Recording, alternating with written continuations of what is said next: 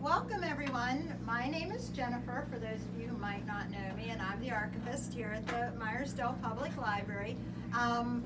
For reference for our video, we are recording this evening, and we hope to, after I give my presentation, we hope to gather your thoughts and memories, because I'm assuming most of you, probably all of you, were in the area 25 years ago, and if you were, to some degree, you were affected and remember that time. This program actually came about in part through a collaboration between our library and the Springs Historical Society, and Beth Holler-Page is here tonight.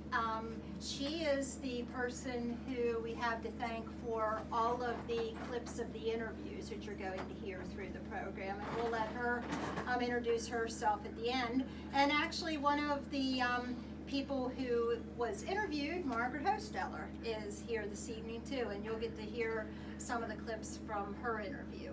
But we'll begin by getting started as we reflect on yesterday, really, Sunday, May 31st, 1998, yesterday 25 years ago. Shortly before 9 p.m., the community of Salisbury and several surrounding areas are struck by a tornado classified as a strong F2, with winds at approximately 150 miles per hour. All of these photographs came from negatives that we acquired from the New Republic newspaper. When the newspaper closed this past November, we acquired the photographs that they had stored over there as well as the negatives. And these were pictures taken by the New Republic newspaper, and actually, ironically, I worked for the newspaper at that point in time. So all the pictures you're seeing, for the most part, were taken by either myself or Scott Shoemaker, who was the editor of the paper at that time. And one of our library volunteers, Linda Marker, scanned all of them for us. The tornado takes one life, the life of 13-year-old Jessica Miller of West Salisbury, who died as a result of injuries she received when the minivan in which she was a passenger was crushed by debris on Ord Street as her family attempted to outrun the twister. A 7th grader at Salisbury Elk Lake High School who played basketball and softball and sang in the chorus, Jessica was remembered as a heroine for acting to save her 2 younger siblings.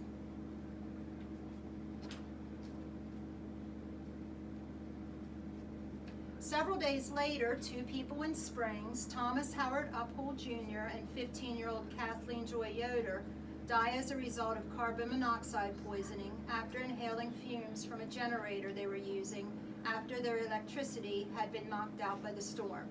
The savage winds leave at least 15 people injured and numerous homes and lives in shambles. Now, of note, before I get into the actual audio clips, when you're listening to the audio clips and seeing the photographs, they don't always necessarily correspond exactly one with the other.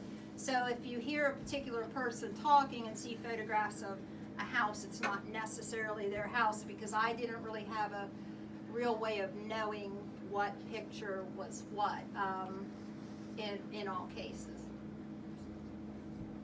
David Fox of the Somerset County Emergency Management Agency said the Salisbury Twister's path was 8 to 10 miles long and 250 to 300 yards wide.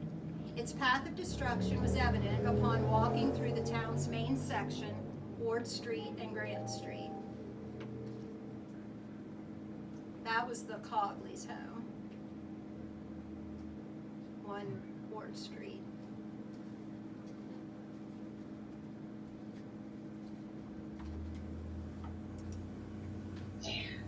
We were watching the Bulls game, and it flashed that it was going to hit Meyersdale, and we kind of somewhat disregarded it and thought it was going to be just a bad storm. And my father called from Springs, and he said that he thought the tornado might be coming in the area, and to think about what we might do. And then he had one call back about 2 minutes later and said, with panic in his voice, that he thought he saw a tornado forming and coming this way. And about the time I hung up, about a minute later, we heard it roar in this way. And then what did you do? I looked at my husband Jimmy, and I picked up Brody really quick, and as soon as we heard it, we knew something wasn't right. We ran to our bedroom closet because we don't have a basement, and by the time we got there, it was almost, it had hit, and it was going through the whole. What did it sound like? Ooh, gives me chills thinking about it. Really rumbling, and they say that freight train and the jet airplane, when you beat right under it. And then the thing that really sticks out is the breaking like glass. Just the really sharp in your mouth. Then what did you do after you did that? After you heard that, did you stay in there for a while? Well, when we were in the closet and we were praying, and I was sitting on the pant rack because there wasn't a whole lot of room in the closet, and Brody was kind of crushed up underneath me, and then Jimmy was kind of huddled, and I grabbed the closet door. We have the rolling closet doors, and I ripped it right off its hinges. So that tells you how your adrenaline is rushing at the time. And just because I knew the glass was breaking, and I thought, I didn't want Jimmy to get hurt because he was huddling around us. And after everything got calm again, Jimmy said, "You, Brody, wait here. I'm just going to go see." And all I can remember is him going, "Oh, my God." And just kept saying, "You're not going to believe this. You're not going to believe this." And That was a clip from an interview that Beth did with Amy Dietrich Thomas. Our next clip is one from an interview with the Terry and Dawn Hilligas family, who also resided on Ord Street in Salisbury. I just kind of paced back and forth in the house, kept looking out the windows and stuff. But of course with the trees and stuff, you couldn't see too much. But at some point I saw him coming up the street. And I can't remember if it was before I yelled or while we were running for the basement or just when it was. I can remember seeing it coming up the street. Just like a big brown cloud. He gets in the basement. Boys jumped up and I started pushing them through the living room to get them to go to the basement. I grabbed Mariah and I had her on my side. And the boys kept going, and for some reason she and I got trapped in the dining room. It was our living room, and then our dining room was behind. And the boys did make it back into the back kitchen. We had two kitchens. One was the summer kitchen. The summer kitchen had basement steps. And Terry and the boys made it to there, but she and I got trapped in the dining room. It was kind of like a section of force all around us, and I couldn't move any further. And you could just hear the glass, but it didn't have a sound of glass being broken. It just had a completely different sound. I told everybody it seems like it was like the glass was being shredded or something, just the sound of it. And we were there in the dining room and started getting her about hours. I was yelling for Terry, and she was yelling, "Mama, what's happening? What's going on?" It seemed like it was over quick. She and I got partially around the door, because our right sides had nothing wrong with us, but our left sides had a lot of glass. Not anything big or bad. She had a good cut on her head, one on her left butt cheek. And I had glass on the back of my left arm and stuff. Evidently, one time I fallen because my knee was all cut up, and I can't even remember falling. But it was, like I said, it was just like a force or a suction around you that I couldn't move. And I never realized really how forceful it was, but it ripped our dining room table right apart and ripped the leaf out of the dining room table and smashed it up against our china covers. So I was in my bare feet, and Monday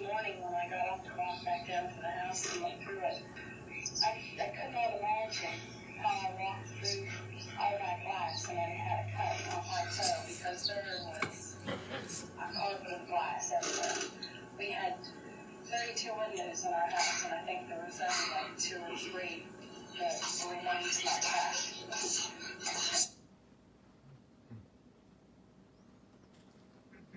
This was an interview with Nellie Licklider, also of Ward Street, that Beth conducted in August following the tornadoes. It was, the water came in, the storm did a lot of damage upstairs and in my attic. Not so much in the second floor, but in the attic. It just blew a huge hole right through. It's amazing. You just can't believe that anything could be that strong. Went clear through, and it just knocked everything, and it tossed everything out the window. And of course, the roof all went down on the side, and they brought a great big piece of machinery in here and moved it all out. And there was my luggage, and you would think 5 pieces of luggage. Surely one piece would be somewhere, but nowhere. Now, whether I don't think it could have been picked up because there was a lot of large pieces of wood on top of it from the roof and on the side. Anyway, it's all gone. So you said you were upstairs? I was upstairs in my bedroom, which there it says the wind took my mattress and I had a window open enough in the next room, and I thought, well, I must get up out of this storm here and pull that window down before everything is wet. Well, I couldn't get the window down. The wind was that great, and it was just pulling. It just seemed like it was pulling me out the window, so I got afraid and came away from it. And of course, all the lights were out.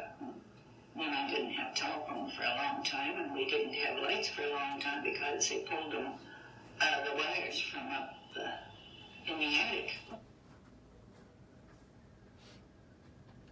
This was a quote I pulled from the newspaper that we put out immediately following the tornado, the first tornado in Salisbury that Sunday evening.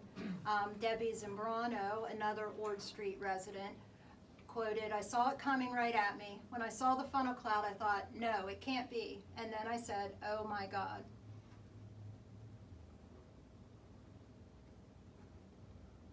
This was the Hilligasses. They had 2 sons. This was a little clip from their family. We did have another warning suffer that night because on the weather one time they said that Pennsylvania was in for a tornado warning, and they showed us, and I was like, no, it wouldn't hit us because we had the mountains. But then that night it did, and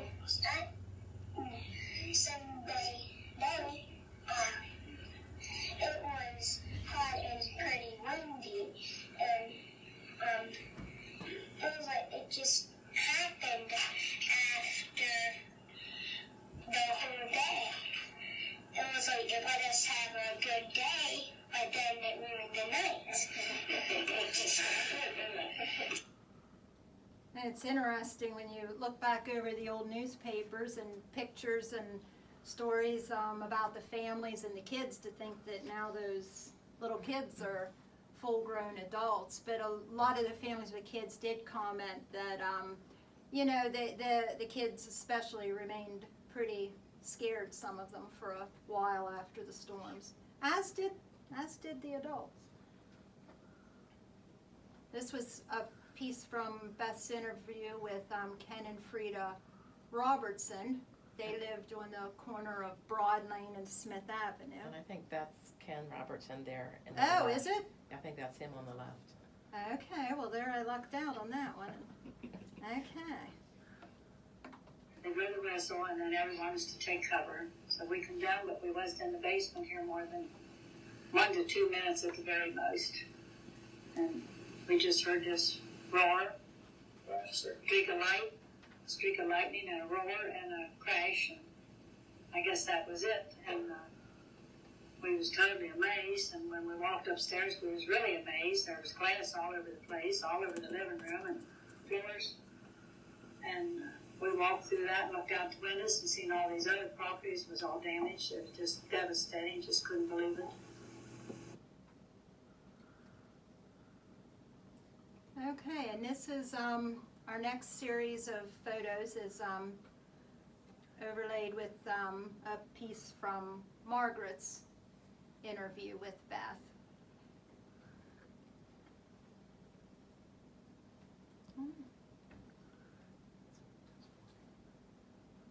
Fortunately, left all the doors and windows were open all day, and I had not bothered to close them. And I said to my daughter, "The dog's on the back porch there. You better bring her in." Well, before that, let me say one thing. First of all, it had gotten deadly silent. The wind had died down, and there was this constant rumble, thunder, very, very, very soft. It's one of the things that I guess now I understand make tornadoes almost another world experience. I can see why people were superstitious, because this rumble was so soft and so gentle that it was almost soothing, but it wouldn't stop. It never broke, and it seems like it went on for 3 or 4 or 5 minutes. I'm sure it wasn't that long, but it was a very soothing sound. Everything was deadly silent. I said to my daughter to bring the dog in. Now I guess everybody else's animals were upset, not mine. My dog was flat out asleep in the back porch. Could have cared less. She brought the dog in, all literally standing in the kitchen, and all of a sudden, I heard this. It sounded like about 8 diesel engines coming up the road, like I recall in Meyersdale, like when the diesel engines would come up the mountain. This, and I looked at her and I said, "Oh my God, it's not there, it's here." And I opened the cellar steps. I said, "I get in the cellar." We took about 3 steps. There was a big pop, like not a bang, but a pop. The lights went out. We got down underneath the steps, slid underneath a table in between the washing machines and the radiator. By this time, there was no doubt what it was. That maybe took us 3 or 4 seconds to get down there because it was pitch dark. I have no idea where the dog went. She was down there rattling around somewhere. We got under the table because I had remembered from my training that you get on the south wall. You never want on the other side. You want this thing coming over your back apparently.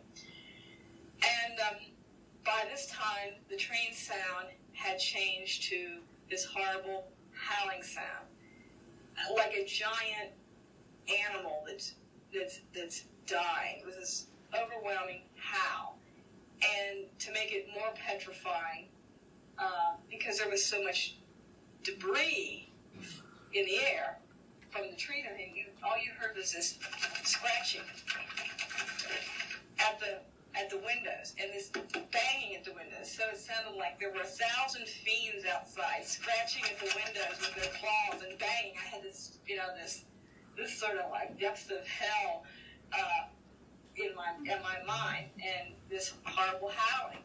So the roof's coming off, trees are all coming down. You couldn't hear a thing. And I remember my daughter saying to me, "Are we going to die?" And I said, "Oh, I don't think so." And then for about 4 seconds, I wasn't real sure because we have a garage door down here. There's an underground garage. And all of a sudden, it started to be sucked in and out, in and out. To me, it looked as if the door was thrown inwardly, or I'd say a foot, maybe more, and then sucked right back out again. Because I thought, hey, we're safe. This floor, built just like the Foundry, has got 4 or 5 inches of concrete over it. This isn't going to get us. But when it started sucking that door in and out, I thought, ooh, it could suck us right out that door. And we'd be in little tiny shreds as it pulled through it. And that would not be amusing. So I wouldn't let her, I was on top of her, she couldn't see it. And that was the only little bit of daylight that we could see, almost like a flash of gray, but you knew it was happening. And that, I'd say, lasted for maybe 3-4 seconds, and that was the only time that I thought, we might not get out of here so good. And then the howling stopped, and there was this. You could tell it was going up over the hill, and that was it.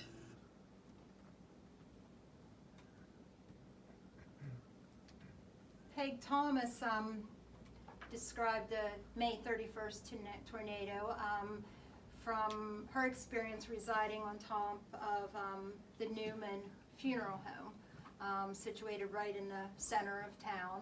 I'm sure all of you remember the funeral home, as well as on Garth's Antiques.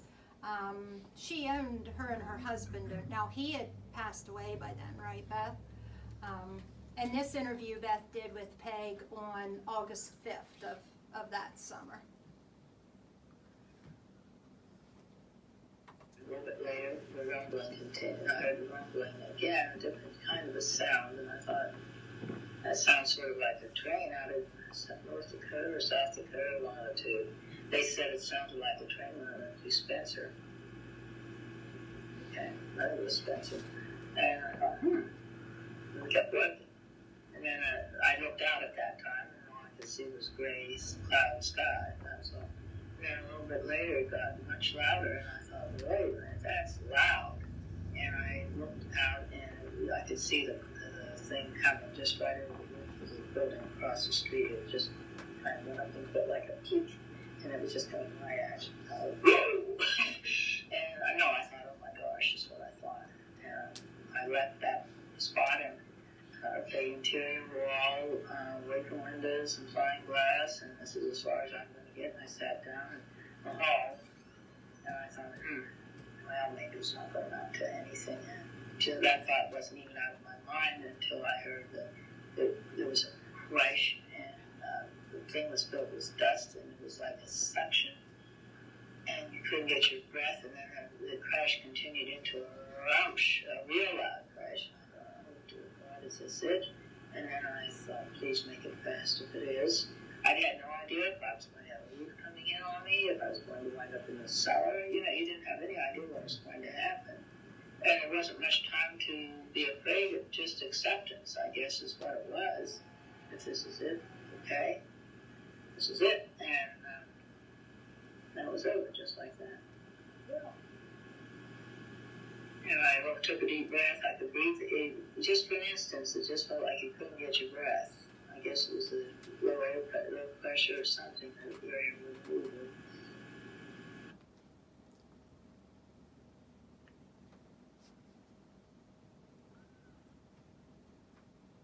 Another clip from an interview Beth did with Frida Robertson.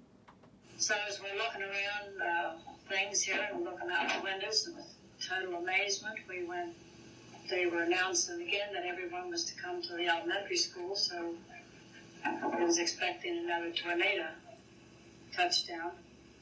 So we all went over there, we took our dog and walked through the rain, and the fires down, the trees down, our flashlight, nobody had electric. Went over to the school, we stayed over there, and it wasn't long that the Red Cross set up, made it the Red Cross Center, I guess. And they were there very shortly after this happened. This happened like 2 minutes till 9. They were there like 10. Yeah, like that. And there was a lot of people from town there, and everybody was scared to death. Everyone was telling their stories. And, you still hear a lot of stories. Of course, the first tornado hit on a Sunday evening, and then Tuesday, June 2nd, there were more tornadoes that hit outlying areas. Residents of the southern Somerset County areas of St. Paul, Laurel Falls, Kingwood, Markleton, and Boynton, along with the communities of Finsel and Frostburg in Maryland, fall victim to more tornadic destruction. Another clip from Ken and Frida. A lot of these photos are of the areas affected on Tuesday evening. This is one from Laurel Falls. It was just devastating all around. So just hope I never, it's the worst thing I went through, and I hope I never have to go through it again. But just thank God we have a big house and we're alive. That's important. Material things just ain't important because, like I said, you can lose them in 30 seconds. So I was just thankful we had a good basement. And to look out and look around once I got windows, now all I can see. Well, before all these homes had the roofs off, they were all tore down, all mangled. Then we watched them tear them down. I got pictures of that. And now we look out, once you got windows, and there's nothing to see down this way. Homes, I think, was 9 on Ord Street destroyed. Something like that. It's really, really amazing. You've been through it, and you see it, you think about it, and it's still hard to believe. And this was a piece I came across a year after the tornado.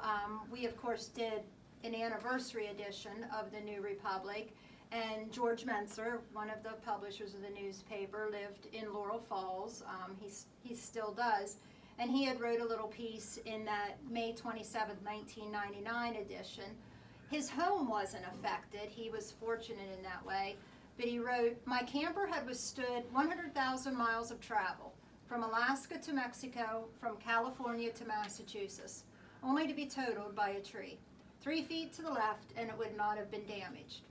When I finally started cleaning up, I found a small drawing done by my son, Kevin, about 20 years ago.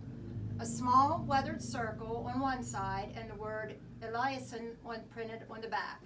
The word is actually Eielson, after an Air Force base in Alaska where we spent a lot of time camping on the tundra. I got teary-eyed and quit working.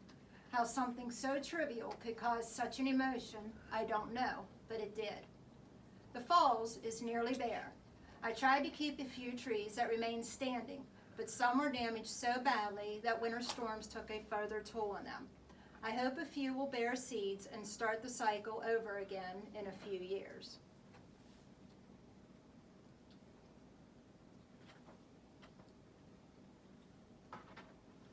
And within the week, Governor Tom Ridge had visited Salisbury, and these are a few of Margaret's thoughts on his visit with some of the pictures that I had taken at the time.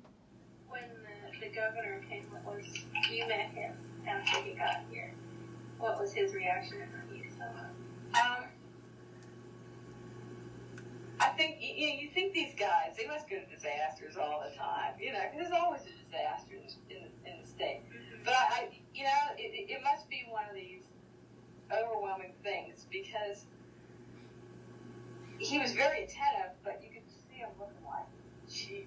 And there's this fabulous picture that somebody took from Mabel's house of him standing there, and from the second story, and it looks down onto the governor, and there's nothing but complete ruination around him, as if it was just horrible.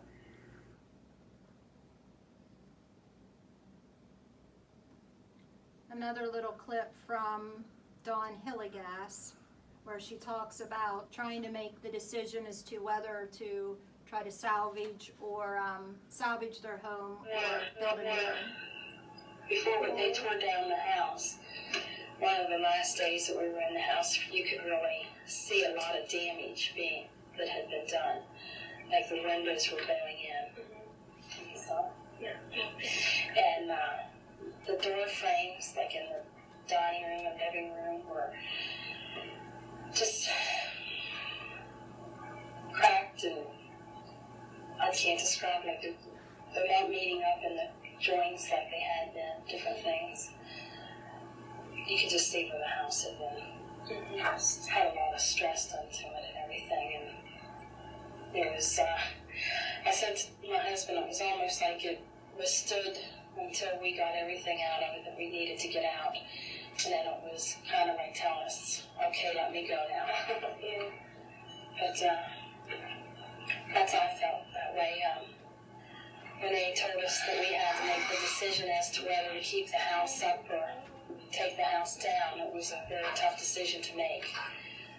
I said I almost felt like when somebody gives you the choice of, you got to put your dog to sleep or something like that, because the house was a very big part of us. And We loved the house.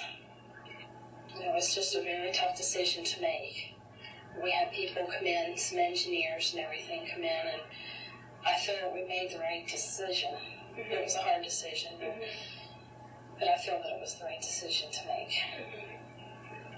So are you looking at plans for houses now? Yeah, we're hoping to rebuild on the property here very soon. Mm-hmm. And do you know, Beth, if they had rebuilt I think Yes. in the same spot? Yes. Okay. Senator Rick Santorum also visited the area on June 12th. Whoops.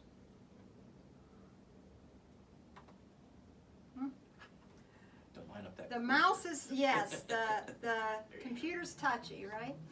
When we got back in the car with him to come back down to Salisbury, they gave me a lift back down to the center of town. There was just four of us in the car, and he said very genuinely, "This is incredible." He said, "You know, you go to these things, and they're so horrible, and people who never expect this or deserve this, or want to have these terrible things happen at places where they've built all their life, or their ancestors built all their life into it." And he said, you think about on the way of these things how miserable and sad things is going to be. And he said, and then you come into this little town, and he said, this is, as terrible as it is, and as tragic as it is, this is very uplifting. And they've got this all cleaned up. And he said, they're building the barn, and oh yeah, we're going to do this. And he said, this is not a pleasant duty of a politician. He said, but I have to tell you that this is really a very uplifting sort of spiritual thing to come and see. And he was not talking, to any of the press at that point. He was just talking to a couple of us. So I know he was impressed with what he saw going on. This was a piece that Scott Shoemaker, the editor of the New Republic, had written in the issue of the newspaper immediately following the May 31st tornado. And I just pulled some quotes from what he wrote. In times of adversity, it's amazing how strong people can be. A walk through the town reveals one property after another damaged or destroyed by the funnel cloud. Trips into Greenville Township and Pocahontas also show the severe damage many homes, farms, and properties incurred. But for how destructive the tornado was, there was one thing it did not damage in Salisbury: the pride of its people. No sooner did the sun come up Monday morning than folks began cleaning up from the tornado, and not only at their own homes and properties, but also at those of their neighbors. Many of the people we spoke to were simply happy to be alive. Not one resident of Salisbury refused to comment to us, but all of them were hard at work, doing what they could to rebuild their homes and lives and helping each other. And I know that's one thing that I remember that stood out to me. I was a 25-year-old person going to Monday morning. Scott and I went into Salisbury, and he spent more time in Salisbury itself than I did. I headed out like Pocahontas way, and I felt horrible doing it because you're going up to people and their lives are in a shambles. So the way I approached people was I walked up to them, I told them who I was, and I led into every conversation with, if you don't want to talk to me, I completely understand. And actually everyone did. It was almost like they wanted to talk, but it was awkward. It was awkward it was kind of an awkward thing to do the day after that happened. Another little clip with Nellie Licklider. Whoop, boy, this thing is. Is there anything that you miss most in Salisbury now? Oh, yes. I look out here and I see everything, which is nothing but ground and people hammering and big machinery moving and pumping all day long. Yesterday, the noise, they were moving ground into some of the lots. And yes, it's heartbreaking. Well, now they're going to put me up a garage, and so I can't see then so much open space, which I'll be glad. But there are some new houses going up, which are very nice, and people were wonderful. People came here to rescue me, and people came to help me, and some teachers from school, and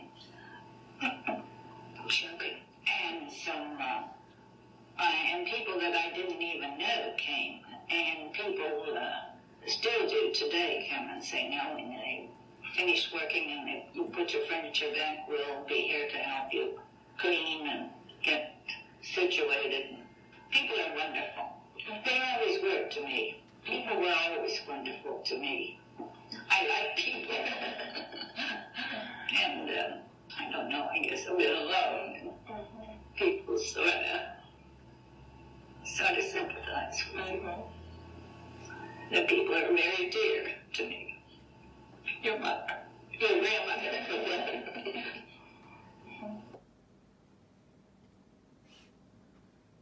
And these were some pieces that Scott had written in editorial in the newspaper when we did our year anniversary in 1991. I pulled a few things from that. No one could have fathomed that on May 31st, 1998, Salisbury would be annihilated by a hideous tornado. And even fewer guessed that just 2 days later, on June 2nd, 1998, several tornadoes would destroy more sections of the county, such as Boynton, Laurel Falls, Markleton, and sections of St. Paul and Summit Townships, as well as Eckhart, Finsel, and other locations in western Maryland.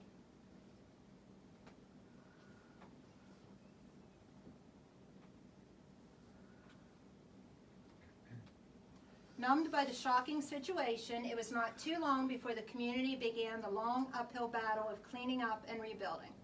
For months, the streets of Salisbury and the backyards of many homes in other areas affected by the twisters were abuzz with people working to clear timber, rebuild their homes, and in some cases, move away from them.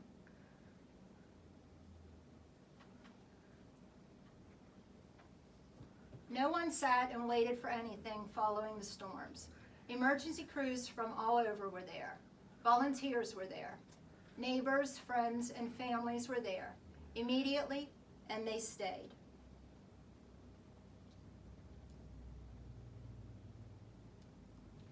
The streetscape will never look the same as it did just 13 months ago, but the spirit is still alive in the town. I remember seeing something painted on a building that is no longer standing. Salisbury has spirit. Was this a cheerleader's cry of victory? Yes and no. It gave those who felt they had no hope a little bit of encouragement. Probably a lot of you do remember that. I do. And Scott's moved away. We're still friends, but he's always like, when we talk about Salisbury, you should have seen it before the tornadoes. I mean, it's still a beautiful little town, but there were some nice places lost to the tornadoes. But the folks affected by the tornadoes needed little cheering on. They had grit, determination, a drive to survive, and the pride to put the past behind them and start anew. A community spirit rose up that left many outsiders and even local folks awestruck.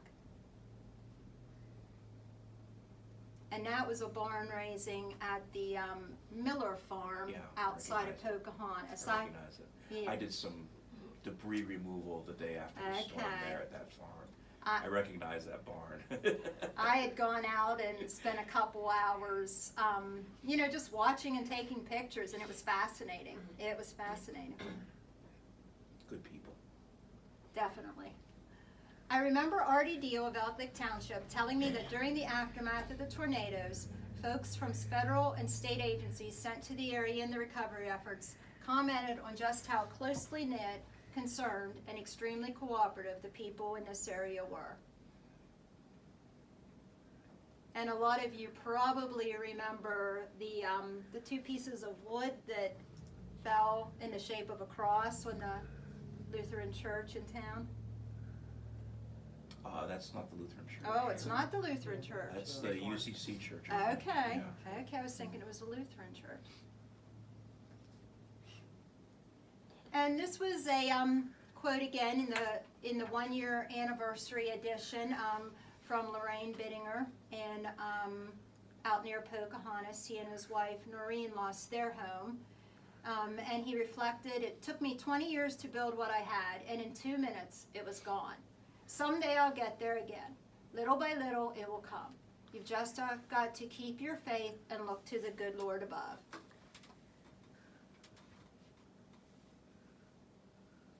And that, I think, it was an old Methodist church, wasn't it, Beth, on Ord Street? That's where the little girl was killed. Yeah. So you got to hear just a few clips of Beth's interviews. She completed 6 of them altogether that summer.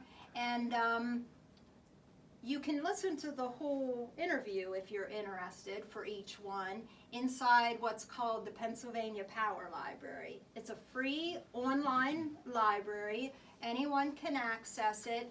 There are all kinds of things in the Power Library, and if you'd like any literature before you leave on the Power Library, just pick it up off this table and take it with you. There's everything in the Power Library, like how to fix small engines to teacher's guides, all kinds of things, Terry, right? I mean, yeah.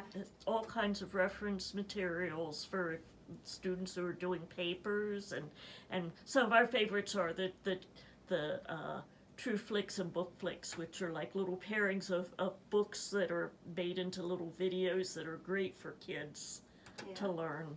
And some of it you need a library card to access, but it's all free. None of it costs you money. Some things you need the library card. The section of the Power Library known as PA Photos and Documents, you don't even need a library card to access it. And that's where all of these oral histories that Beth did with the people affected by the tornado are. Back in 2021, in 2020 we had applied for a grant through the Pennsylvania Historical Museum Commission, a $5,000 grant that would allow us to purchase a scanner to digitize some of the negatives that we have on hand in our Pennsylvania room, give us some accessioning software, and also allow us to contract with someone to build some new collections for us in the Power Library.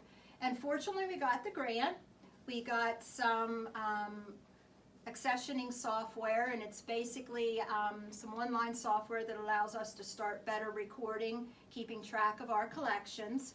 And we were fortunate enough to work with Beth. She did all the work for us on that grant, and as a result we had 3 new collections. Inside PA Photos and Documents, libraries, community colleges, museums all across Pennsylvania can build collections. Our Meyersdale Public Library actually has 8 collections inside the Power Library in PA Photos and Documents, and I'd love to build more if I had twice the amount of time, but over time we will. The 3 we built through the grant was the oral history collection, the Tornado Oral Histories, a collection of Maple Festival photographs, and also a collection of photographs documenting the history of the library and the construction of this building back in 1984. And the Power Library can be accessed at this address. And if you Google Pennsylvania Power Library, you'll come across it probably pretty easily, but if you want to, take one of these with you, and it'll give you the really quick and simple directions to access our collections. So you go in here to PA Photos and Documents, and the easiest way to find our collections, but I wouldn't encourage you only to look at our collections because there are all kinds of good things inside PA Photos and Documents from other institutions as well. But if you want to see the Meyersdale Library collections, you search by, view by institution. Everything's in alphabetical order. Scroll down here. There it is. Yep. And there we are. There we are in our 8 collections. I'm actually kind of proud of the fact we have 8 collections. For a little library, that's not too bad. And the very first one here is a collection of the oral histories that Beth did that summer of 1998. And you scroll down and you'll see the six interviews, and you click on one, and then you can start listening to it if you wish. You just click on the little microphone icon, and you can start listening to it. Okay. So and then we're on the corner. if you Instead scroll, of Rod Lane and if you scroll down further, it'll give you a little bit of information about, in this case, it's an oral history. In more cases than not, it's a photograph or maybe some type of a letter or something. But there's a lot of interesting things to be found inside the Power Library, and I won't spend too much time on that. But and if you're ever looking in the Power Library at any of our collections, and like, you know, with a lot of the library history photographs are pretty well ID'd as far as who's in them and what's going on.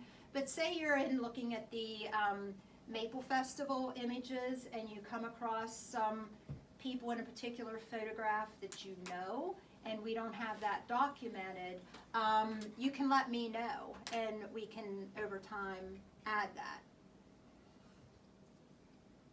And in time, we have all of these photographs. We have almost 300 photographs, at least, that I know of. And those were the negatives alone that we acquired from the New Republic. Tornado photos only. We may still come across more because we're still weeding through things back there. And if anyone wishes to, we have some members here of our The Way We Were Club. The Way We Were Club gets together. They're trying to organize, sort our photographs, identify people in the photographs, scan the negatives. Scanning isn't difficult. Once you know how to do it, it's a little tedious, but it's interesting because you're kind of the first person when you're scanning these negatives who gets to see these images come to light, so to speak. If you're interested in volunteering for anything like that, let me know, because I would love to, in time, get all of these tornado images along with a lot of other photographs we have available inside the Power Library where anyone, anywhere can view them. But it takes a lot of time. We are looking at maybe applying for another PHMC grant this summer that if we got it, we could start to work on some of those projects. And I really do thank Beth for recording these oral histories in the first place back in the summer of 1998. Did you want to talk a little bit, Beth, about that, and maybe let everyone know a little bit of what's going on at Springs today too? Yeah, sure. There's a lot going on at Spring, by the way. A lot of projects, and a lot of help. Yeah, I'm Beth. I'm the new curator at Springs Museum. But at the time in '98, I was working here at the library in the genealogy room. And during the second night of tornadoes, I was actually down in the basement and sheltering from the storm. Tried to get back to Springs later that night, but the power lines were all down. And the fire trucks were like, nope, gotta go back. So I spent the night at Diane Saylor Daniels' house here in Meyersdale. And was able to slowly get back home and look at the damage, the new damage that was done. I had seen all of the Salisbury damage, and when I walked through town, and some Amy Thomas now Wright, who I interviewed, was a cousin of mine that lived in a tiny little building house and near the Family Health Center. So I mean, and Nellie Licklider, huge brick building, but the feelings were all the same. But everybody was very happy to share their stories and to let people know what was going on. And when I asked people, is it okay if there's a program or PA Power Library, if they were okay on the PA Power Library so everybody can hear them, they're like, yes, put my stories on. That's fine with us. So, it was a good experience. I only regret that I didn't get to do more interviews. We do have a lot more interviews that Meyersdale has been very gracious in digitizing for us. So we have dozens of interviews on rural industry.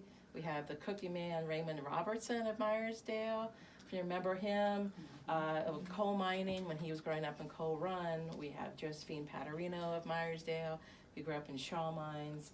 We have maple lumbering interviews, just a little bit of everything that I did in 1993 and 94.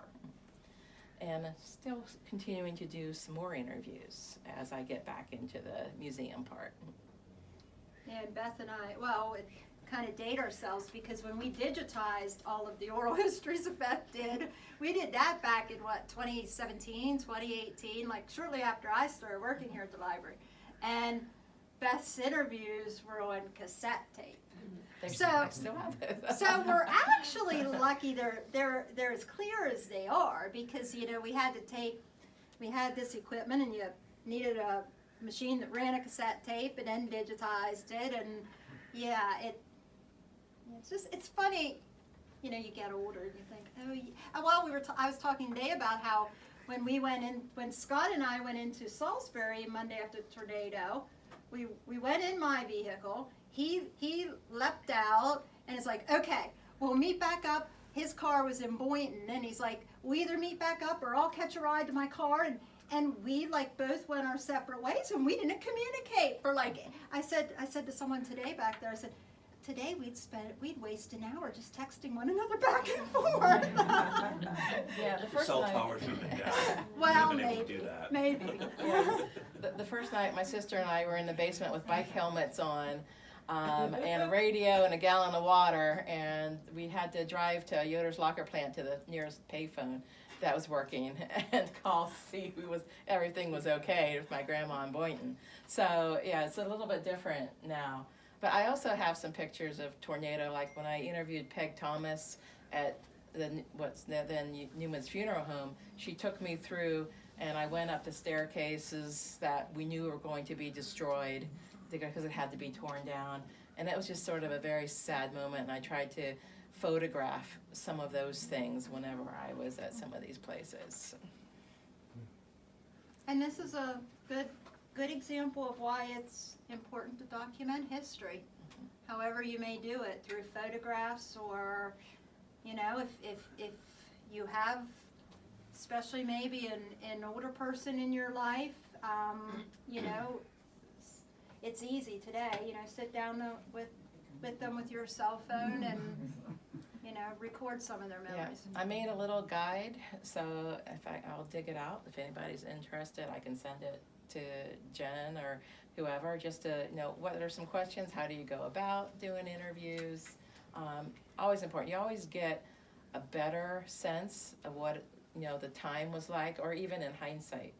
Sometimes I interviewed somebody at the time and then did it a little bit later on, and it was sometimes you get a different viewpoint even from the same person, so it's very interesting. And you never know when it might, when Beth did those interviews 25 years ago, you knew you were documenting history, but who knew that 25 years later, hey, here they'd be online for everyone to listen to and learn a little bit from. So you never know what that piece of history that you're capturing, how it might be used down the road in a way that could be helpful. It's hard to believe it was even 25 years ago. I know. I know.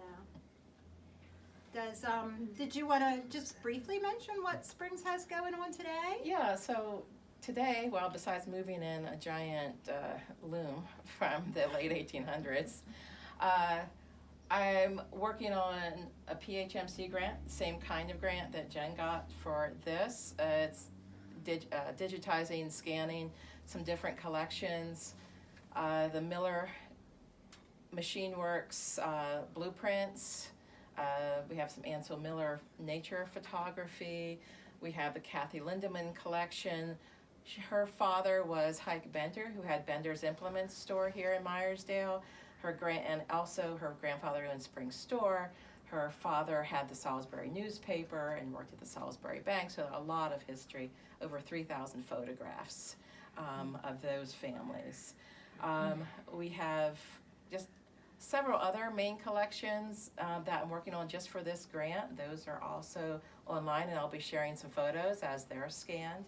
So be sure to go to springspa.org. The biggest project we're working on that I just applied for a grant, we're looking for matching funds to build a Wagner annex that features the Wagner maple history from the Wagner family in West Salisbury, but it's also going to be an interactive exhibit that features STEM, science, technology, engineering, and math, where kids can use their hands and work at things. How does this work? Why do you boil maple syrup like this? And it's also going to have space for an archives to house all of our photographs and paper documents. Hopefully. We're asking for help. If you know anybody who's interested, we would love to have help with that. So in other words, remember your libraries and historical societies, because we're the ones trying to do all this, save all the history. And the more we do, the more people we get in, and we get more conversation with community. So it's always great to bring something new into a library or a museum. And we love working with Meyersdale, and we work together with different projects. So we love working. I mean, we worked with Somerset Historical Center today. They're the ones who donated our loom today. So it's always great to work with other organizations in the county. So Terry, before we thank you, Beth, for the interviews 25 years ago and for all your help and work today. Before we invite all of you to share some of your stories, Terry has a little something she's just come involved with. Yes, our library has joined the Somerset County COAD, which is Somerset County Community Organizations Active in Disasters. And we have some flyers if you're curious about it. There's a Facebook page. There's you can scan this with a phone and get to it, or just look for it on Facebook. But it's just an organization that's coming together to help when there's a disaster, to be able to, different organizations to render assistance as whatever they can do. Like, say, we might be able to help people, who need a computer and some help with, like, filing forms for insurance or FEMA or whatever. Different things. There's people that own chainsaws and will help, with the trees that fell down. Whatever. But it's an interesting group. It's slowly coming together, and I just want people to know about it. So I've got flyers here about it. And even these little QR codes, if you're into doing that, getting one websites with that. There's a county web page and a Facebook page. Yes, please feel free to take any of this. There's That's all why kinds of stuff here. Yeah. So, who has a story that they'd like to share about the tornadoes? Glenn, you helped with some of the recovery efforts, right? I did, yes. As we were doing the presentation, I was thinking about the aftermath, the recovery and how that got involved. I was only pastor here a little over 2 months when those tornadoes came through. But in Salisbury, they did have a pastor who was a fixture in that community. The name David Fetter probably is a name that you're all familiar with. 1998, he was pastor there about 40 years at that point. I always used to pick on him viciously because being connected with our judicatory, our synod, you know, I see all these pastors and all these different meetings and stuff. Never met Dave Fetter. And his attitude was like the synod, well, you leave me alone, I'll leave you alone, and everybody will get along just fine. But when the tornadoes came through, then suddenly he became connected. And that's how I got to know him, Dave Fetter, as a pastor and as a person. With the longevity of ministry that he had, he was actively involved in a group called the Winds of Hope, we were sort of like an unmet needs committee. FEMA, the Red Cross, they take care of the immediate needs and stuff, but the thing about them is they're in there, they do their work, and then they leave. And the idea of Winds of Hope is that we would be around for the long term to help with the longer term needs. And I think we were in existence probably close to 3 years with the recovery efforts of that tornado. Dave Fetter was involved. I also know David Meese, who also has ties to Pocahontas. He was involved with that group as well as some of the other pastors in Salisbury, whose names I don't know off the top of my head.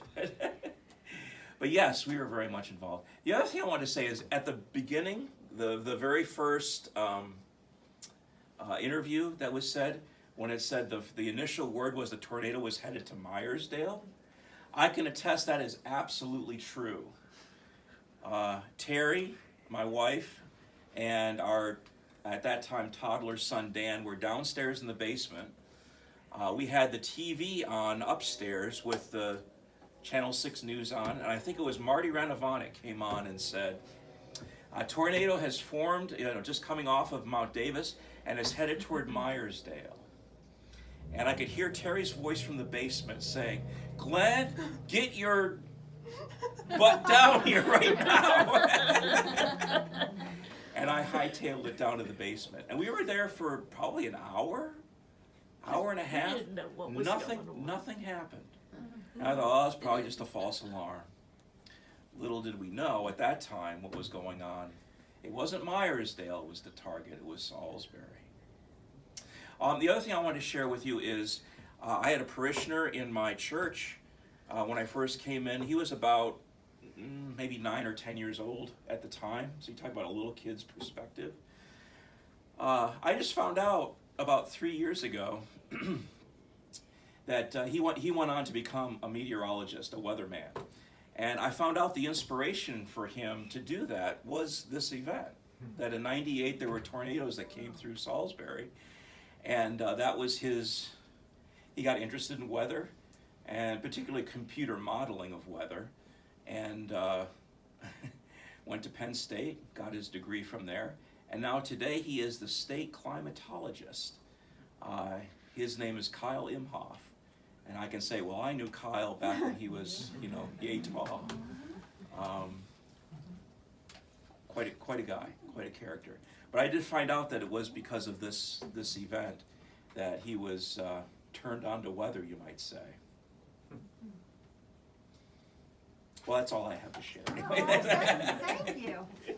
Anyone, and you don't have to come up here and, you can, anyone else? You all have a couple stories. Harriet? I can just remember we had been traveling, my husband Doug and I, and we'd met a friend of his in eastern PA, and he said, did you hear about the storm in Salisbury? We go, what? So we hadn't heard anything, so we got home quick. That was for the first tornadoes. And then I was home in Springs for the second, and we were all in the basement. And like I said, Kathy, my daughter, had helmets for us and tables for us to get under, and a radio and batteries and everything like that. Well, then my dad and my mother the elderly were down there too. My dad said, "Oh, it's time for my pill." And I said, "Oh, well, maybe we'll wait." Because we could hear it was coming, you know, the news. So anyway, no, he had to have, okay, I'll go get it. So it was only like, what, 1/8 of a mile, not even that much. It was down at the end of the lane. So I got in the car and all I could think of was, this is how my life ends in a tornado. And then I got the pills and I came out and I saw the tornado going down. And it was, like they say, a frightful thing, but it didn't come there. So we were very glad. But like you said, if you hear warnings, adhere to them. Because I called Doug and I said, "Doug, there's a tornado and it's coming right by you." Of course, he got all excited and went out to the deck to watch the tornado. And it did. It went like half a mile from where he was, straight down, took all the wood stuff and stuff. But listen to the warnings. Luann, I don't mean to put you on the spot, but you told me today, Luann is one of my volunteers at the library, a very dedicated volunteer. You were in Salisbury, you got a glimpse of the tornado, a quick glimpse. Yeah, we kept going from the front door to the back door and kept looking out, and then my husband looked out the back, there it comes, and he started for the basement, and I just went, there it is. And we went to the basement. Unfortunately, you had a little roof damage, you said, huh? Just a little in the corner of the house, but you were on Ord Street. yeah, we went down to the basement and we had underneath it, you know, you go out the door, underground, you know, and there's doors that go over. Well, we were down in there. I looked down in and I thought those doors were coming off. And they were like locked. There was a thing that, you know, and our neighbor's dog was like he was in a coma. I guess the pressure, they said, is so low, they couldn't get him awake. Yeah. Sam? Yeah. You said you were, as a member of Meyersdale's Fire Department, you were there within the hour, right? Yeah, I was there, it was unbelievable. Wires everywhere, trees everywhere, poles everywhere. And I hope to never see anything like that again. Amen. Yeah.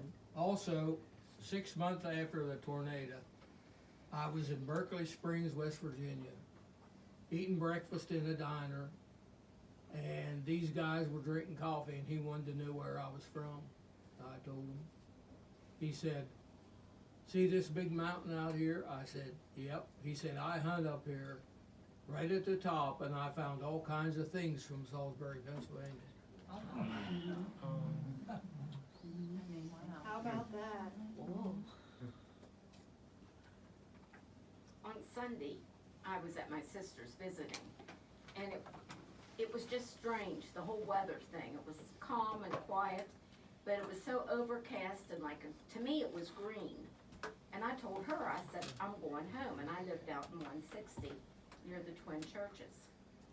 So I went home and I get a phone call saying, there is a tornado coming towards Meyersdale.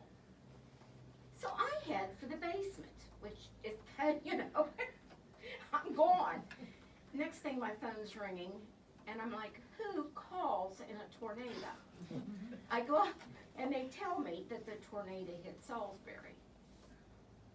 And I called my sister and she said, I said, "Where were you at when you saw the tornado?" She said, "I looked out the door," and she said it was there. And she grabbed our nephew and went to the basement, and her husband and 2 of my brothers were standing on the front porch, and she said she thinks they could have actually stood there because it did not move the cushions on that front porch. And any other time the cushions were gone, the wind would have them some. But she said she thinks they could have actually stood there, but they finally came in the house. Yeah. But, I mean, it took off her back porch and took down some trees. And we had had a graduation party the night before, so the next day she was throughout Salisbury picking up her decorations. But it was just strange. And then that Monday night, I lived out there, and my TV wasn't working, and some guy was there trying to get it fixed. And he said, I think this storm, he said, I think I need to leave. Well, I went upstairs and I had an antenna that I could get channel 6. So I'm sitting, I have snacks, and I'm sitting on the floor watching TV. And I hear this wind, and I'm like, that's pretty good wind. So I thought, I'm gonna get in the closet. Well, when I got in the closet, it sounded like I was gonna be sucked up through this old house. So I headed again for the basement. No more in the basement than the phone rings. And someone tells me the tornado went through Finsel. And that had to be above me, but I was low enough that it didn't come down. Because there was stuff that was disturbed, but I was down low enough that it didn't come. But no wonder I felt like I was gonna be sucked up. Yeah, it was a funnel cloud at that point, not really a tornado. It went to LaVale. Yeah, but it went was, down through LaVale. That yeah, second that one was did. the same night. I mean, it's, you know, and my girlfriend's calling me, telling me what all it's done. And I thought, well, Yeah, we had some effects of it. Yeah. but other members of my family were involved in it too. But I have a niece, I think, to this day that high winds still bother her. I know I always liked the sound of air and wind blowing in your window, you know, at night. I thought that was very relaxing. Well, if you live up toward White Oak, you'd have to feel that way. It's always blowing up there. If you don't, you're doomed. But, you know, it was always a nice wind up there. But the one night I'm laying there and I'm listening to this wind and I'm like, and I laid there a while and I thought, is this regular wind? Or, you know, because it was, I wasn't sure what it was. It sounded a little different. But I said it does keep you on your toes. Yeah. Even years later, I was up at Hidden Valley, and there was a little Amish boy. This was maybe a year or two after the tornado. And he was tugging on the woman's skirt, you know, and he was talking in German. And she said, oh, he wants to know if another tornado's coming. And I said, yes, I do too. Because it was the same strange coloring and, you know, quiet. It, you know, I said after that you pay attention to that stuff. I remember that green sky. Yes, because Ruth graduated from Meyersdale that year, and we had just gotten done cleaning up after the party. I remember the sky being a strange color. But the next tornado, we were in Somerset. She can tell the story better. She was actually driving. It was me, Ruth, Mom, my sister Kathy, and my grandma in the car. My daughter worked at McDonald's, and I went to pick her up. And the sky, right before I picked her up, the sky looked that funny green. Yeah, like strange green. So we picked up my daughter. We started to the Garrett shortcut. It got dark. It started to rain. I turned the corner. I didn't even make it to Schaefer's farm. It started to hail, big hail. And in the distance, towards, if I was looking towards Seven Springs, in the corner of my eye, I could see a little squirrel. On the radio, it said an announcement about a tornado. So I turned around. I'm not trying this. I turned around. I'm back to the end of the shortcut. And I can remember being at the stop sign, like, dear God, tell me where to go. Because I didn't know, where we were going to go. So I was I had no, I don't know, it was just leading, no real thought. And I turned left and I ended up at the state police barracks. And we went in there and they said, well, now you're gonna stay. And I can remember them saying, if we ask you to come downstairs, ask no questions, just follow us. So he said, they took me aside and I said, can I phone home? He said, sure, come in. There was this other room that I never knew existed there. Not that I was at the station. But he took me to this whole, I guess it's where it's a whole room of desks. And he said, you take as long as you need to. Here's the phone. You can take as long as you need to, because I wanted to phone home and tell Art I was okay. So I go to pick up, I felt fine till I sat down. I went to pick up the phone, my hands were shaking, I dropped. But you could hear You know, when we waited in the lobby, you could hear over the 911 system, everything, all over. You know, I remember there was a patrol car out, and they got stuck, and they ended up in some overpass bridge. He parked under the bridge and ran up and was waiting inside, you know, the Little hole. hole, there's a hole up in there, Yeah, Yeah. they say to do that. Yeah. Yeah. And I can remember, my mother was with me, and she, even from the time I was a teenager, she said, always make sure in case of emergency, you always have a dime to phone home and a few $1 bills, because we hadn't even really eaten anything. So luckily, I always listened to my mother's advice. We had enough dollar bills and change to get everybody, you know, all of us, out of the vending machines, you know, these peanut butter and crackers, that was our supper. But they finally released us, I guess it was around 2 or 3 in the morning. He said, you need to be careful going home, watch out for branches in the road, things. But I remember, to be enthusiastic, Roger really, you know, kept us informed. Yeah. You know, and that's what pretty much saved us from that day, you know. Yeah. Yeah, I mean, people made fun of him saying there was a tornado coming. You know, 'cause there was people later said, oh, we made a joke about that. We didn't think anything of it, and then when it hit. You know, even as kids growing up, we used to, you know, that this is a test for some emergency. Yeah, emergency broadcast. Growing up as kids, we used to make so much fun of that, and until, you know, stuff like this happens and you actually see it, I'm like, I am never making fun of that ever again. Well, we had a teacher in Salisbury that said there would never be a tornado around here. Because the mountains protect you. Yeah. I heard that Because too. of the mountains. And his house was almost taken. But he was no longer alive, but we were all like, he didn't know what he was talking about. But he'd always say that, you know, you'd always think that, well, there's not gonna be tornadoes around here. He said there would be because of the mountains. But there was a story about where Hardesty's used to be.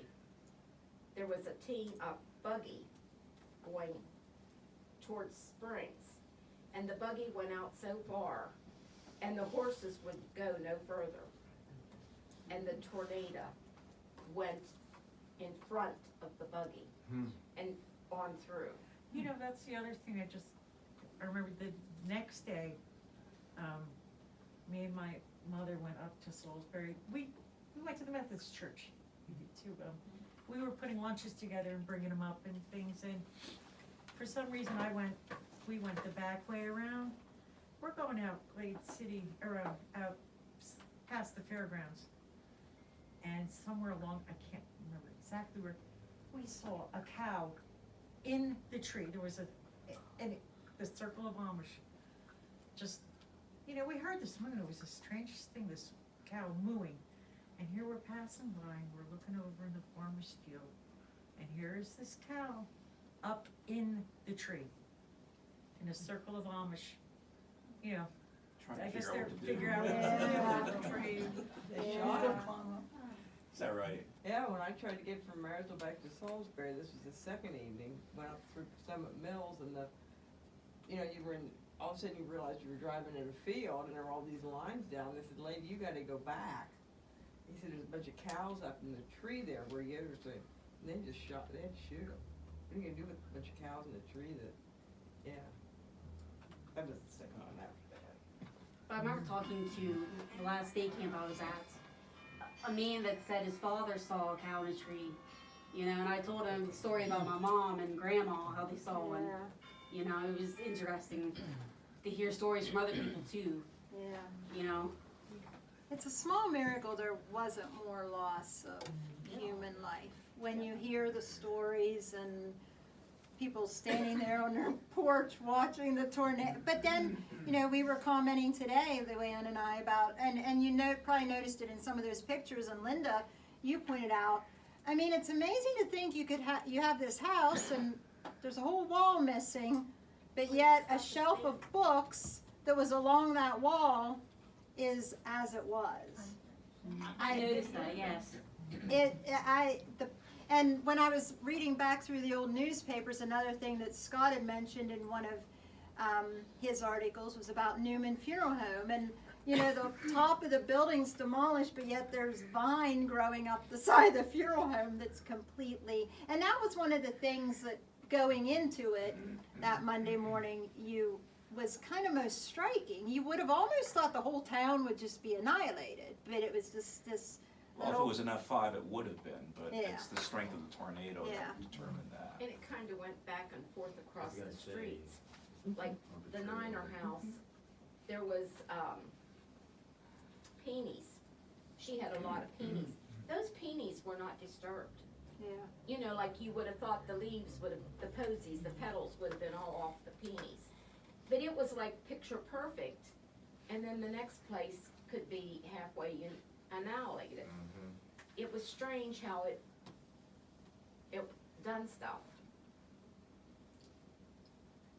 I worked in Somerset, and after the tornado, I always thought, what if I'm up in the Garrett shortcut and a tornado goes through?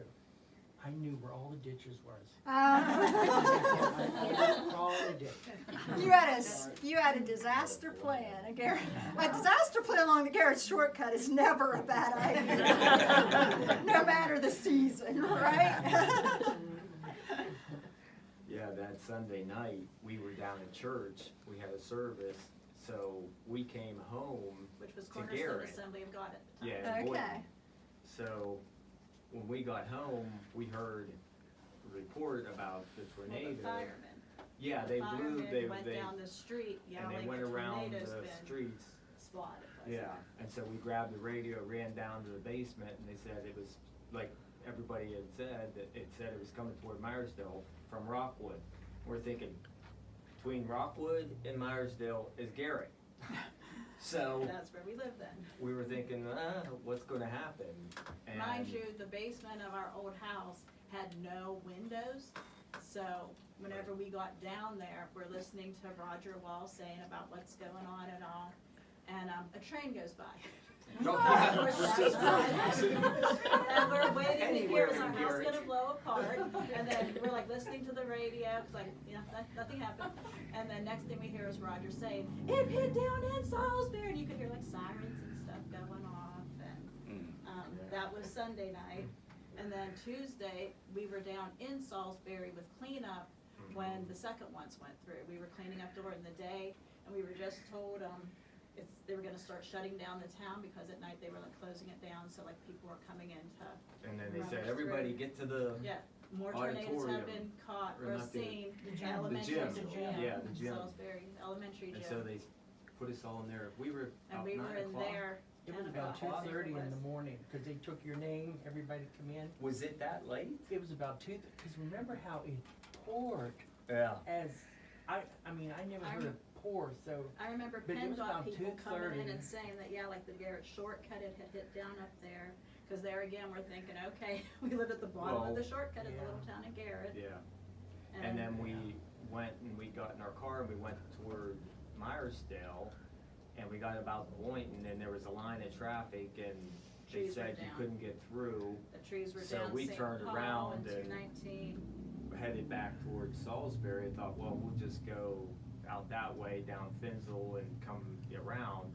And we were driving past the WJAC TV truck and they said, hey, do you know another way of getting back? You know, we're heading back to Johnstown, and we're like, can we follow you? And we said, sure. We Yeah, how we were you know, gonna we got go. on, did we get on Went down 68? 219, yeah, to 68. We got to 68, and they 68 probably thought, across where are they taking us? You know, we're headed toward Maryland, we're going to Cumberland. Went across to Corriganville. Yeah, and then we came up crossed 160. Finsel and out that way and around Then the, we went up 160, because I think we came to Blaine City. yeah. I think we came in that Yeah. way. But And it got was, back to Garrett and then, yeah. thankfully our house was And good they were like, there. we live here, so keep going, but you know the way back to Johnstown. But that's the memories that we had. Yeah. Tom? Yeah, I remember that very well. I worked for Columbia Gas at that time. Oh, yeah. And Gene Shoemaker from Springs, I know some of you, got the first call. And the call we got was there was an odor of gas in Salisbury. Some little storm went and hit there. A little So, storm. It's dark out, of course, he's coming into Salisbury, and he realizes we got a big problem here. Tried to get up, we were around to get to one of our regular building, called engineering and said, hey, we gotta shut this town down now. He said, I don't know how much is destroyed, and they said, well, we don't know about the east, I'm telling you. So they gave him permission to go ahead and shut the gas off to the town. I got called out, because back then they didn't have computers in their trucks. The only thing they had was radios and stuff.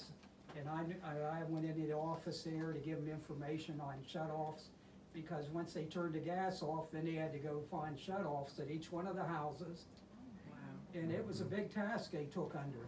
But fortunately, there was no explosions. They did a fine job, and it was a good thing that everybody worked together, the fire companies, the ambulance association, everybody was just wonderful the way they worked together.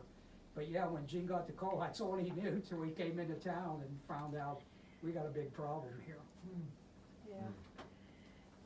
And that was definitely a recurring theme as I looked back over the old newspapers. And from what I remember too, it just, you know, sometimes unfortunately it seems it takes a disaster or something of that magnitude for people to really be able to work together, you know? But it really seemed like everyone from the emergency crews, and you know, as always, thank God for our emergency crews, whether it's 25 years ago or now, and then, you know, just, well, I mean, Patty, you were there helping people you didn't know, and Glenn, Pastor Glenn, you were there. I mean, everyone really kind of came together and helped one another, and the photos of the barn, of course, the Amish doing a barn raising isn't all that surprising, but it really brought out the best in people. I mean, it was a horrible thing that happened, but it brought out a lot of good in people and cooperation. And although I think most of the fire departments, even between states, locally, like the tri-state area, I think all those groups, to this day, if somebody needs something, they're there with bells on. Yeah. It seems. And they're all volunteers, at least around here. They're all volunteers, and I mean, they work together to do stuff for one another. Yeah. Salisbury goes to Maryland a lot, but then they come to Meyersdale a lot. Yeah. And the same way, Meyersdale comes to, you know the other fire companies are coming because they were called. Yeah. And I said they work together. I don't know if I'm having any spats, maybe they do, but I don't know it. They're human, we're all, yeah. But I said Humans have they some really spats. work well together. Yeah. You'd see utility trucks from out west, you'd see the license plates go through, you know, from out west, utility. Yeah. You know, trucks. They were. Another thing that kind of goes along with this, the graduating class at Salisbury had left on their senior trip. So the kids were on a bus and had no idea. And for a while, I was the only one that had communication between Salisbury and one of the chaperones. I could communicate back and forth between, and then eventually they got someone else but for a while I could just tell them I knew of only one fatality, and it wasn't anyone, you know, because the kids were all beside themselves. But for a while, but then towards later in the evening and in the morning, why they could get with other people. But I said we didn't really think about the kids at first, you know, and then we decided, and someone gave me a number that I could get a hold of someone on the bus. And they ended up graduating here at Meyersdale, Yeah. in Meyersdale's auditorium, the Salisbury class. But they were on their senior trip. They had left that afternoon for their senior trips.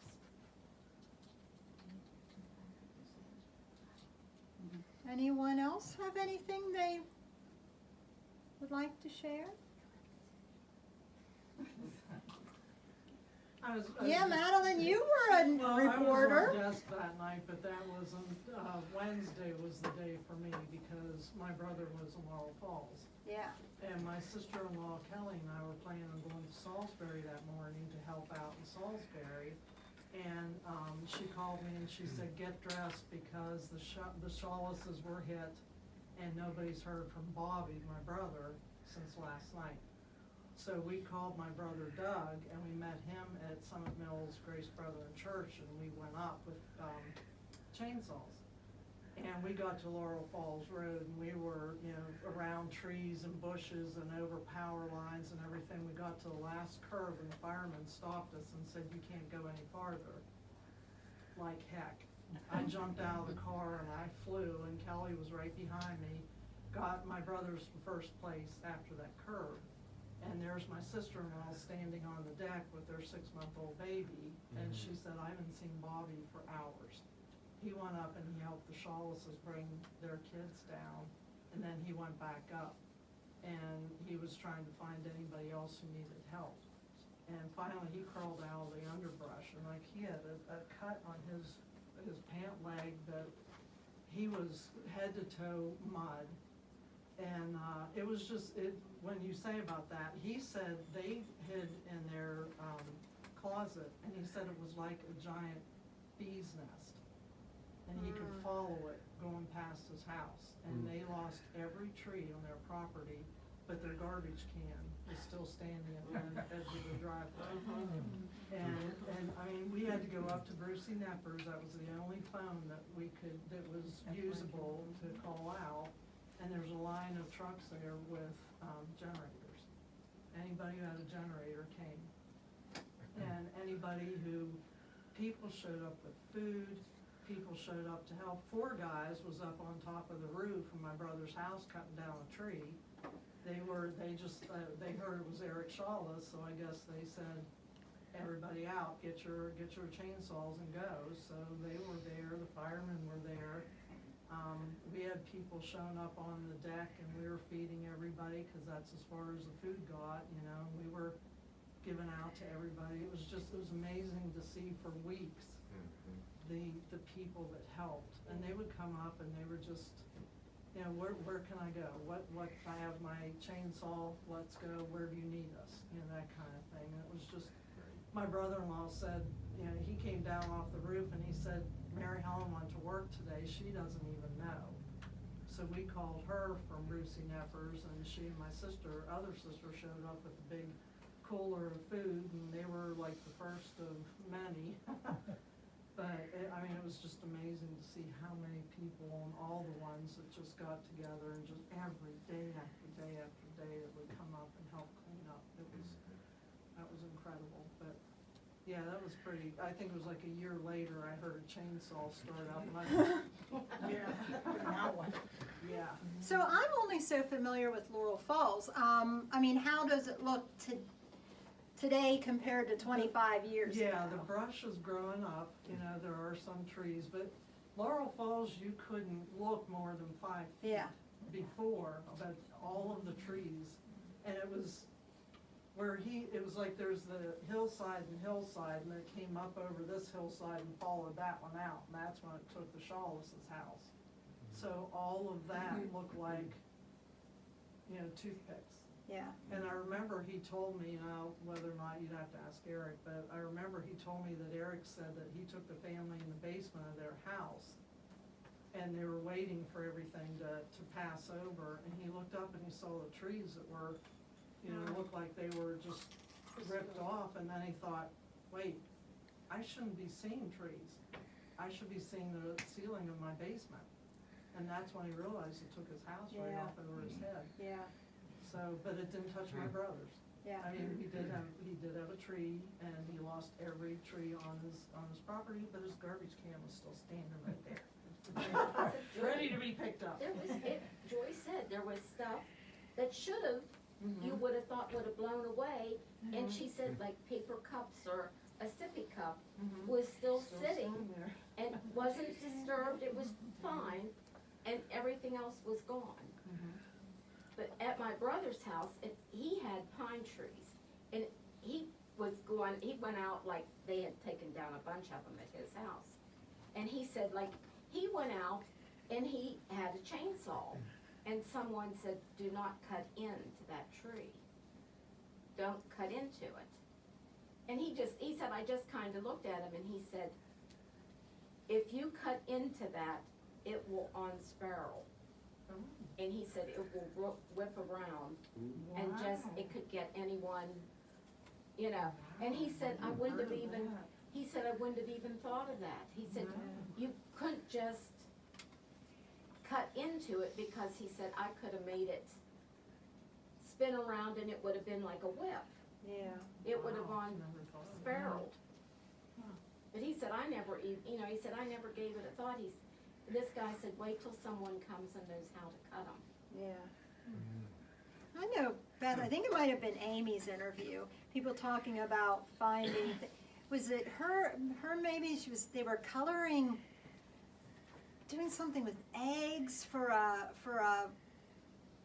it wasn't Easter, because it was past Easter, but they were, something with eggs, maybe it was one of her kids' birthday parties, and they were doing like the bird nest at a porch that was still safe. Well, now but the it took bird, roof with eggs in it. that's it. No, they were decorating, not really decorating eggs, but making crafty eggs for something. And then so for like days afterwards, people would find these colored eggs through the streets of Salisbury. But no, the bird story, that was Amy too. Yeah, they had a bird's nest on the porch. It was undisturbed. But what was really cute is she was talking about the smell from this bird's nest. She thought it was well, here the bird had used some pancakes and maple syrup as part of the bird's nest, and this bird's nest smelled like, because it wasn't, too long after Maple Festival time.